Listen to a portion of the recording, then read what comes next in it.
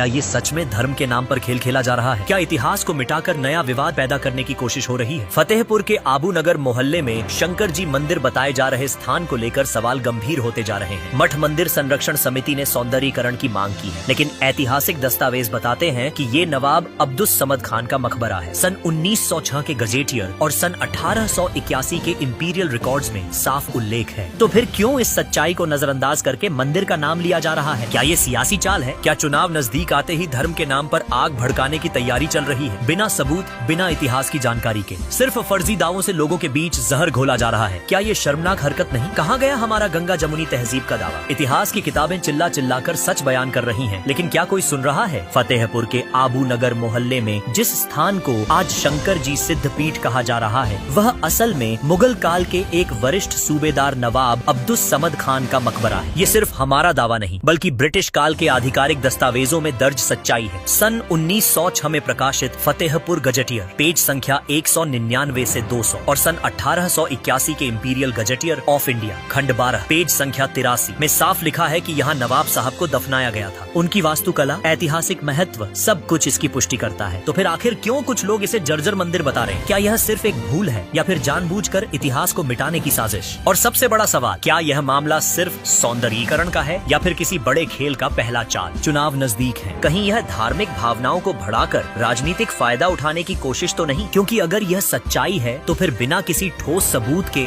बिना इतिहासकारों की राय लिए, सिर्फ जमीन पर कब्जा जमाने के लिए झूठा नैरेटिव क्यों गढ़ा जा रहा है? क्या हम इतने मासूम हैं कि इस झूठ को सच मान लें? क्या हमारी आने वाली पीढ़ियों को गलत इतिहास पढ़ने के लिए छोड़ दिया जाए? अगर यह मकबरा है तो क्या धर्म के नाम पर इसे मिटाना हमारी विरासत के साथ धोखा नहीं? सच्चाई चाहे जितनी कड़वी हो, उसे दबाया नहीं जा सकता। फतेहपुर की जनता जाग रही है। क्या आप जाग रहे हैं? फतेहपुर मीडिया का सवाल आपसे, क्या धर्म और राजनीति के लिए इतिहास को मिटाना जायज है? क्या सच्चाई दबाकर विवाद पैदा करना देश की एकता के लिए खतरा नहीं? जागिए, सवाल पूछिए, क्योंकि सच्चाई चाहे कितनी भी दफन कर दी जाए, इतिहास की किताबों से फिर भी बोलती है।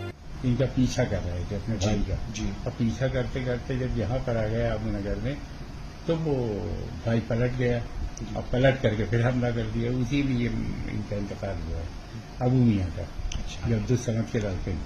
अच्छा, तो वहाँ दो कब्रें हैं, एक अबू मियाँ की है, दो एक कब्रें। अब्दुल समद की। जी, जी, जी। यानी बाप बेटे यहीं जाते हैं। जी, अच्छा। तो बाप बेटे यहाँ जो है वो शहीद हो गए। जब बेटे शहीद हो गए, बेटे का नाम था अबू मियाँ, तो इसी नाम से आबू नगर। ऐसी धरोहर देखने हम आगरा, जयपुर, अजमेर जाया करते हैं, मगर ऐसी धरोहर हमारे शहर में खुद मौजूद है, मगर हमें उनकी कदर नहीं है। हमें उम्मीद है आप यहाँ पर आएंगे और लोगों से दरख्वास्त करेंगे कि इसको दोबारा बनवाया जाए।